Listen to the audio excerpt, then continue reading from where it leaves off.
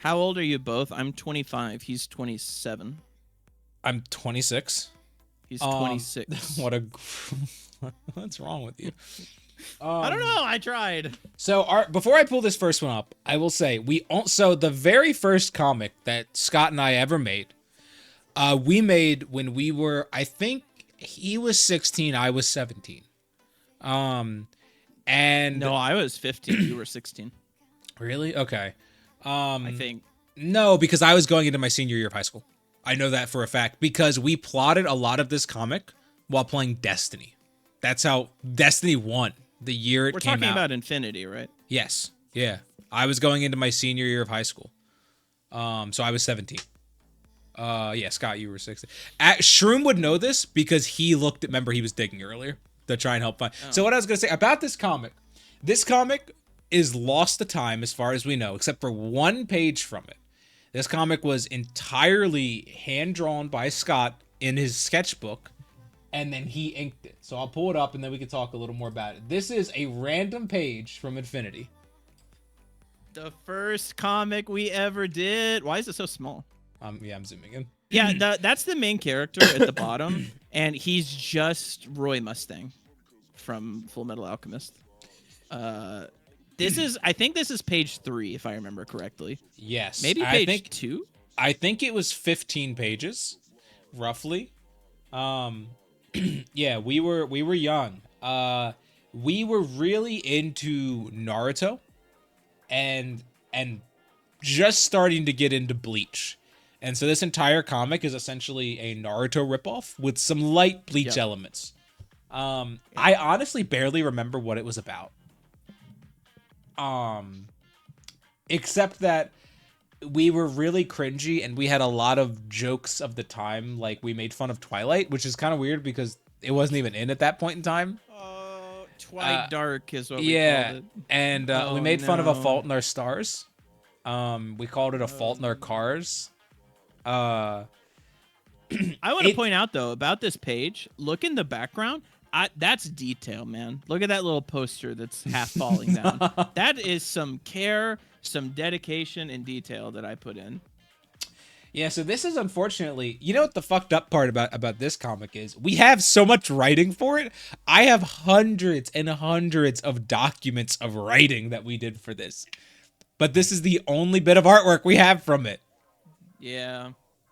So yeah, it's super, a lot of the humor was like the super chibi, like Full Metal Alchemist type humor. Does it have fan service? No, this did not have any fan. Scott and I, it's kind of funny. We ardently dislike fan service, in comics. We like porn and titties and stuff like that, but we don't like just like like Fairy Tail, how it's like a normal like manga and then it just has fan service everywhere. We don't like that kind of shit. I guess we'll go through our next one, which is, this is our Bleach arc. So we're just starting to get really into Bleach, right? And so we just ripped it off. This was at the end of my senior year. So I had just graduated. And so Scott, it was the summer. We made this entire comic in 1 month in the summer. Scott, here, I'm gonna pull it up. Oh no, not this. Why'd you pull this one up? So this image. It opens with this. This is how it opens. I don't know. This was like our cover page. I want to point out this was inked with a mouse, by the way. Yeah, I don't know why this is the cover page, but the entire thing, much like Infinity, was again drawn in Scott's sketchbook, and then I also want to point out it wasn't drawn in my sketchbook. It was I actually had loose paper. It was just drawn on like normal paper, though. Oh yeah, I forgot. We were looking at it earlier. Yeah. So this character, this little fairy girl, her name is Ayaka. She was the one, if you were here earlier, I said I had a bet with Scott about getting a character tattooed on my butt. It was her. So I'm just gonna kind of go through this a little quick. I'll point out that it's significantly better than the first one. This is about a year after that first one. Yeah, it's not good by any means, but I think this is 2016, 2017. Yeah, I think 2016. Now, this comic we actually uploaded to the world. Yeah, it's true. We uploaded it on the Duck webcomics. It's still there. I got this from the Duck web. That's where I went and downloaded these from. You can see also here, Scott was really obsessed with stuff like this. Like, he drew little Gokus and Luffy's. I don't quite frankly know why. It's just how it happens. Yeah, I'll kind of quickly just go through this whole thing.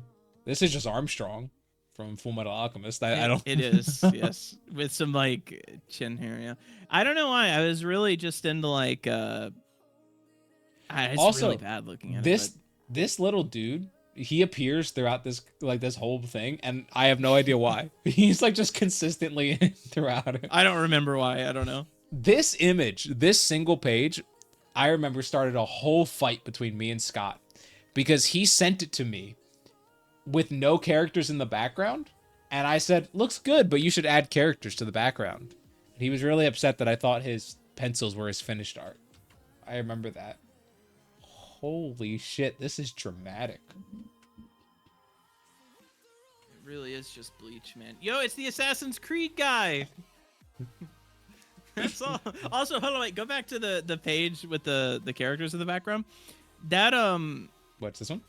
Yeah, that one.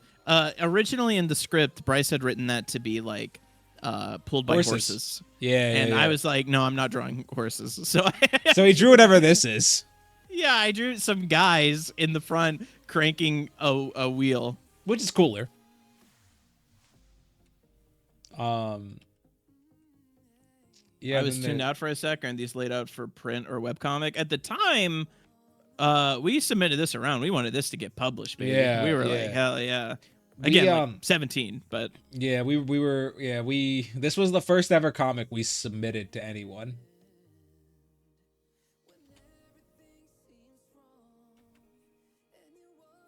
Violence. Now, I will say this page and the next page, we thought were the single coolest. We thought these were the peaks of our career. Or not this page. This page. We thought this was the peak of our career. We were like, this is so cool. It's not the worst. In idea, it's pretty cool. I can't lie. Like, the idea of it's actually pretty cool. Yeah, it's not this. And then I use screen tone in one panel for some reason. I remember also, the this. lettering is so bad here. You told me was it One Piece? You just copied how they cried in One Piece for this? No, it's that's pretty much just like a 1-to-1 copy of Rukia. Oh, Bleach. Rukia, yeah. And this was the final page. Find out in chapter 2. Who is this masked man threatening the life of Princess Konami? Will Kobe the hero of this story or just another bystander? Find out in chapter 2. There was no chapter 2. This is it. And then there's one more. We drew this. Yeah. Thanks for reading. Thanks for taking the time to read this. I guess we didn't want to just say the same thing. So we just said the same thing. But I want to point out that I wrote yours. It's not like you wrote that. Like, that's really funny. I don't remember that. That's pretty funny. Yeah, so that's cool. That was the first ever comic we sent around. We got rejected, believe it or not. But it started our careers because we had one person from a comic company that doesn't exist anymore reach out to us, and he didn't tell us that it was good, but he told us that he thinks we should keep making comics. And we were in contact with him for a long time, actually. So if we don't make Co, we probably don't start, because we spent the entire summer making Co. This is our next comic. This, I think, is about another whole year later. So between all these comics, we were still making comics. We just weren't drawing very many of them. This is also the first comic that we ever did digitally. So I actually drew this. Yes, digitally. And it was the first comic we ever actually printed, because we actually printed this in a physical way. That's it was true. sold. There are about 50 copies of these in the world. I don't know where they ended up because we didn't sell them. One. I had 3 copies. I don't know if I still have them, honestly. You had 3 copies, but 2 of them were fucked up. That is true. So this is Akari and the Fireflies. Yo, published by Infinity. What's this bullshit ass copyright that we have? What the fuck is this? What is this? Oh no, I don't even remember this. Infinity. Proudly printed in the USA. What is this? Why did we do that? That's I don't know. So weird. I think it's just doing the blurry thing because you have it open in Edge instead of Adobe Reader.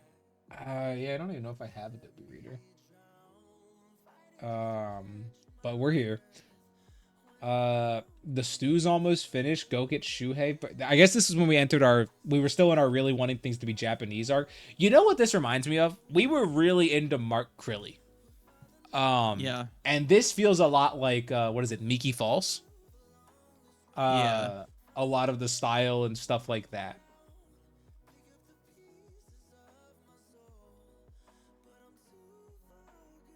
There's barely any dialogue in this. I'm actually really surprised. Also, the main character of this is just Chihiro from Spirited Away. This is my first time looking at this in probably 5 years. Same. But longer, probably, for me. This is a goofy little guy. Yeah. Yo, this is a goofy little guy.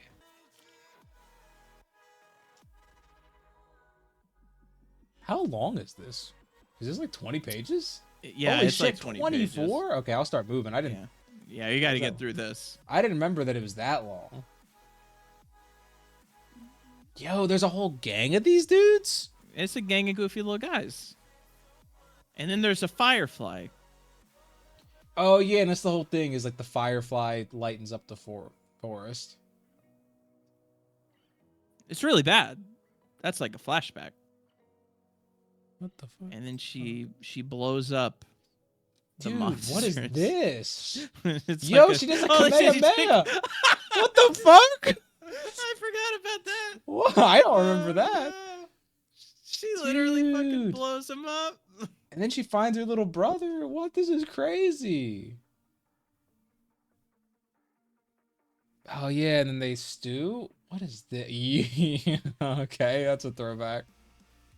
Coming January 2017. Yeah, so this was drawn in 2016. So I would have been 18 years old drawing this. Oh, this is my first ever time writing one of these back blurbs. Akari's afraid of the dark, but that won't stop her from venturing into a forest jam-packed with terrifying monsters and trees so high they block out the sun. So after that, we started working on a comic. I actually don't know if we ever gave this comic a name.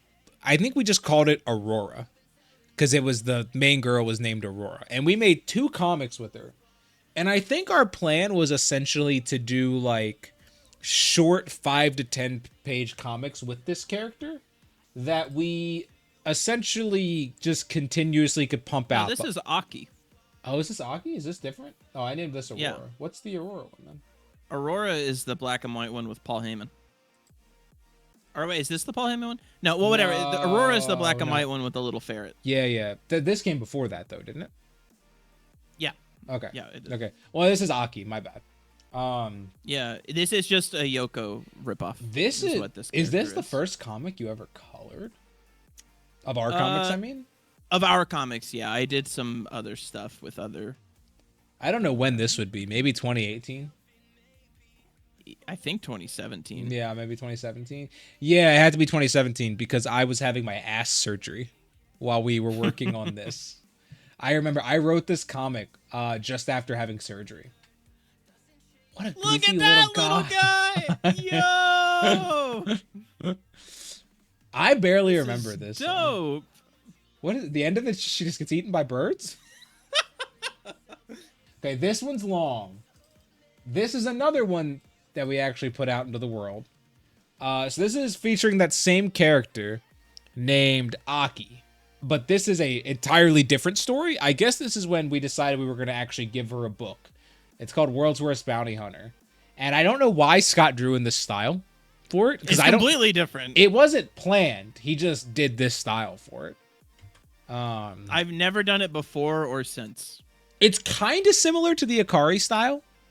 Like, it's, I guess it feels like an evolution of it. This is just Hawkeye from Fullmetal Alchemist. A little bit, yeah. You're like first person. This is where the comics are getting a little tight. I mean, this is where our ideas are starting, I feel like, to shine through a little bit. Like the art and the writing still isn't where we want it to be, but you can see that we're starting to get a little bit more confident. Scott's still not confident in his lettering here. Oh, because it's awful. Took him a long time to get confident in his lettering. This is like borderline painting that I did. I guess this was when I wanted to paint. But that obviously didn't happen. But some of the stuff, like a lot of the faces look really goofy, but some of the stuff is not bad. Like that top right panel, that's pretty cool. I remember this whole section, like these 2 pages, we were so proud of. Because essentially it's about a girl that's looking for her long lost partner. So it keeps cutting between this is like present day and this is the past. And it's essentially like this is what happened in the past and then this is the present. And then it eventually bleeds into like everyone thinks that he's dead. Zero Clement? What a horrible name. Zero Clement. Oh no. What the fuck? And is Aki just doesn't look. This looks like an entirely different character than her in the flashback. And essentially this is like she finds him and he's like this, and then he's like, "Bitch, who are you?" And that's the end. How's it? These are our old socials, I guess. So after that, we did a comic called Aurora, and I think this is the first time that you start to see us going in the direction of the Panya Bear, and I don't mean stylistically, but I mean in terms of the way Scott draws and the way the paneling's done. You start to see it. We're starting to really get there, I feel like, with this comic. So let's see. After this, we did Romano and Javalette. So we're getting into 2018 at this point, right?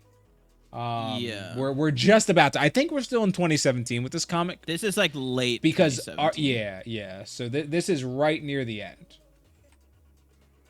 And that's just Paul Heyman for some reason. That really is just Paul Heyman, and he has a chicken suit guy attached to him. What the fuck? Yeah, I don't understand. I don't think we ever. What a goofy little guy! Look at him. He's a good little fella.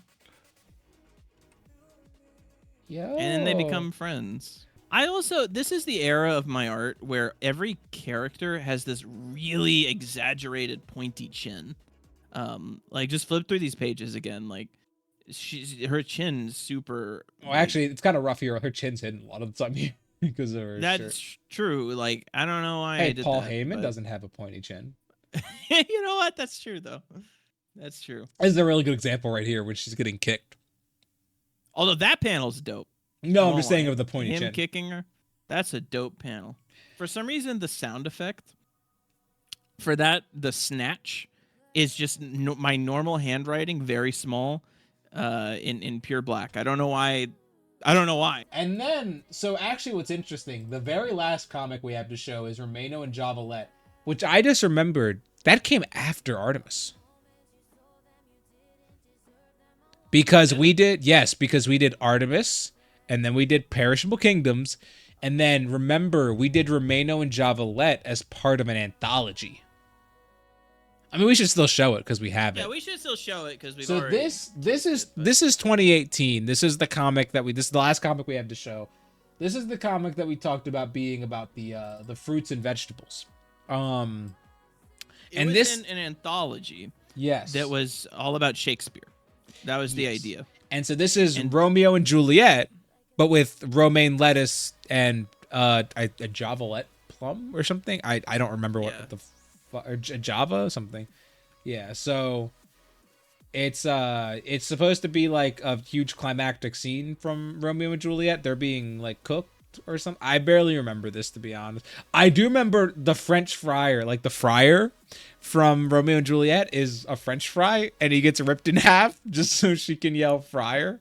It's not. This is definitely like stylistically. This is very close to the Panty Bear. This was probably. This was while the Panty Bear was happening. This we made this after we had already written the Panty Bear.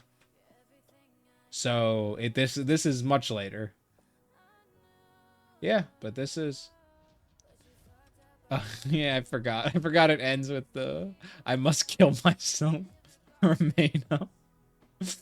Yeah, but yeah, it's essentially poking fun at Romeo and Juliet.